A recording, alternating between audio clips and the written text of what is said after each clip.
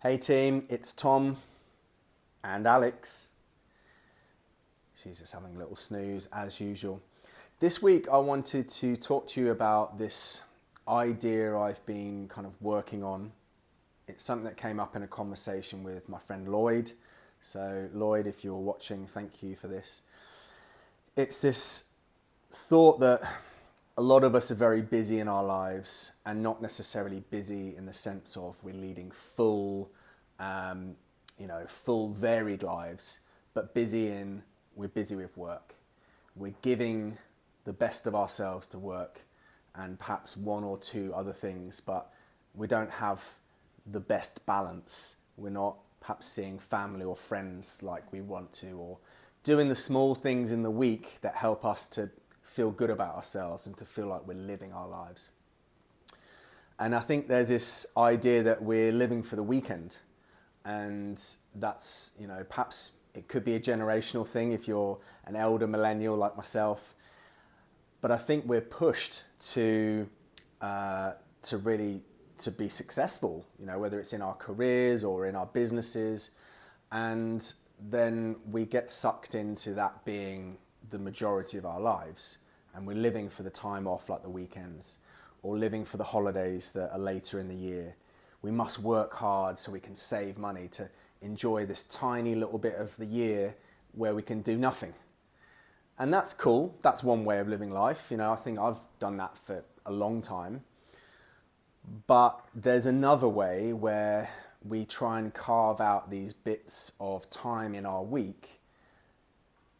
I'm not saying abandon your jobs. What I'm saying here is carve out time where you go for a walk, or you do the things that you aren't doing that you love to do. It could be having a coffee with a friend. It could be calling your family who are in another country, connection. It could be reading a book. It could be something that feels quite luxurious and decadent with that time. And that's probably exactly what you need to be doing in order that you don't crash and burn into your weekend, or get to that holiday which you've been saving up for and you're sick for the first 3 days and you don't really enjoy it as much. So my offering this week is, how can you think about ways in which to bring small bits of joy into your week that help you improve your well-being, whether it's physically, mentally, emotionally.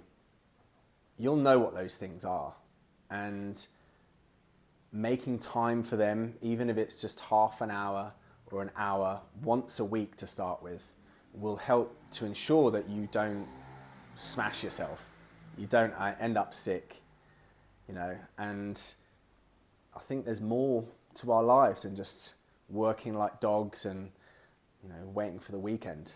So have a little think. Let me know what you would do if you were to dedicate an hour a week to something that brings you happiness and joy, that you've perhaps not done for a long time, or you've just put to one side because you've got all these things you should be doing.